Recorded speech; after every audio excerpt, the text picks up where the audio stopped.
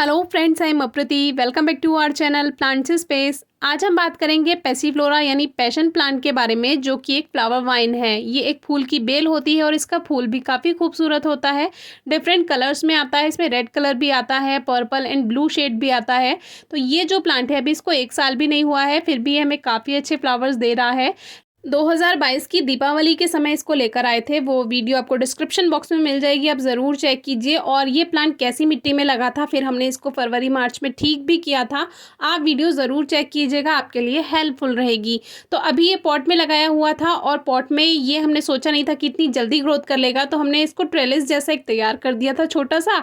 लेकिन फिर इसने इतनी अच्छी ग्रोथ की कि देखिए ये चारों तरफ फैल चुका है और हर लीफ नोड पर इसके कलियाँ बन रही थी।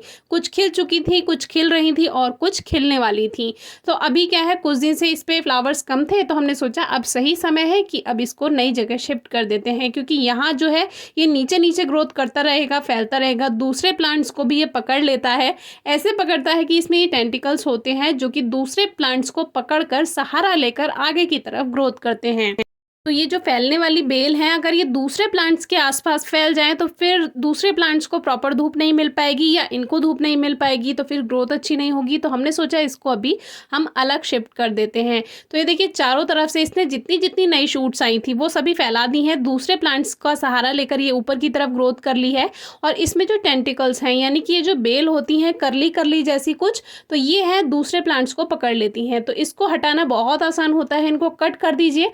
आप इनको निकाल भी सकते हैं, अगर ये ज़्यादा फंस गई हैं तो आप इसको वहीं से ही तोड़ दीजिए, तो ये एकदम से अलग हो जाती है बेल और इसमें कोई परेशानी की बात नहीं होती है।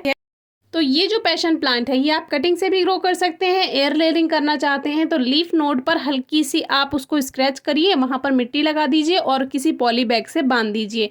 तो इस तरह से आप एयर लेयरिंग कर सकते हैं। तो अभी इसकी छोटी सी जो ट्रेलिस तैयार की थी वो तो छोटी रह गई है और बेल ऊपर की तरफ ग्रोथ करने लगी है। अब ये जो वुड लॉग है, ये आपको याद होगा हमने यहाँ पर कैनफ का प्लांट शिफ्ट किया था लास्ट ईयर, जो कि काफ़ी बड़ा हो गया था और नीचे गिर रहा था। तो इसको सपोर्ट देने के लिए ये एक वुड लॉग, एक लकड़ी का लट्ठा हमने यहाँ पर लगा दिया था। तो ये वही है, तो इसी का सपोर्ट आज हम इसको देने वाले हैं। पहले मैंने ये सोचा था कि एक 1 या 1.5 इंच मोटाई वाला जो पीवीसी पाइप होता है उसकी हेल्प से गेट जैसा बनाएंगे इस बेल के साथ, लेकिन फ़िलहाल ये जो लॉग है इसी को ही हम तैयार करेंगे। अब इसके चारों तरफ हम लपेट सकते हैं इस बेल को, लेकिन नहीं लपेटेंगे क्योंकि कुछ दिनों में अगर ये लॉग बेकार हो गया, वैसे तो इसे 1 साल हो गया है, लेकिन अगर ये बेकार हो गया तो बेल इस पर से हटानी पड़ेगी। तो इसीलिए हमने ये सोचा कि इस बेल को सीधा सीधा ही बांध देते हैं। अब बांधा भी हमने इसको ऐसे है कि बहुत ढीला बांधा है, यानी कि इतना टाइट नहीं बांधना है कि जो उसकी स्किन है वही छिल जाए या हट जाए, तो उससे प्लांट स्ट्रेस में भी जा सकता है, टहनी टूट सकती है। तो इसीलिए बहुत ढीला ढीला हमने बीच बीच में इसको बांध दिया है और जो बेल है उसको सीधा ही रखा है, यानी कि इस पर लपेटा नहीं है। अगर लपेटेंगे तो बाद में परेशानी आ सकती है, इसके जो टेंटिकल्स हैं वो भी लपेट जाएंगे साथ में। तो इसीलिए हमने इसको सीधा सीधा लेकर के धागे की हेल्प से बांध दिया है। अब सबसे ऊपर वाली बेल देखिए, उस पर सब पे कलियां आ रही हैं, तो हर लीफ नोड पर इस पे कली बनती है, खास तौर से जो इसमें न्यू शूट्स आती हैं। तो इसमें न्यू शूट्स में सभी में कली बन रही हैं। जैसे जैसे पीछे की तरफ से फूल खिलते गए वो खत्म होते गए, ऊपर ऊपर ग्रोथ करता गया, अब इसमें नई कलियां ऊपर बन रही हैं। अब देखिए बिल्कुल सीधा हमने इसको रखा है।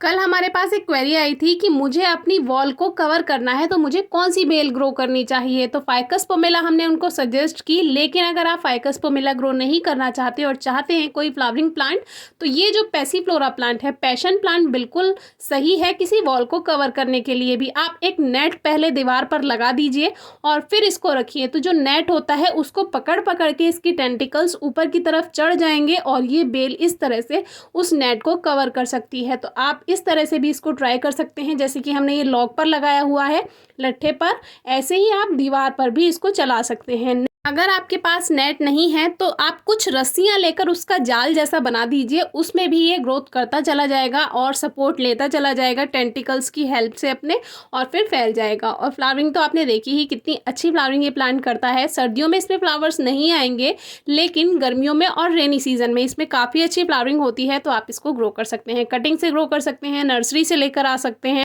तो ये प्लांट हमारे 12 इंच के गमले में लगाया हुआ है। ड्रेनेज सिस्टम अच्छा रखते हैं, इसीलिए कभी भी सॉइल में ओवर मॉइस्चर की शिकायत नहीं आती है, नमी नहीं रहती है। कितनी भी बारिश में रखा रहे प्लांट, प्रॉपर सनलाइट मिलनी चाहिए, कम से कम 4 घंटे की धूप बहुत ज़रूरी है। खाद आप साल में 3-4 बार दे सकते हैं। कोई क्वेरी हो तो पूछेगा।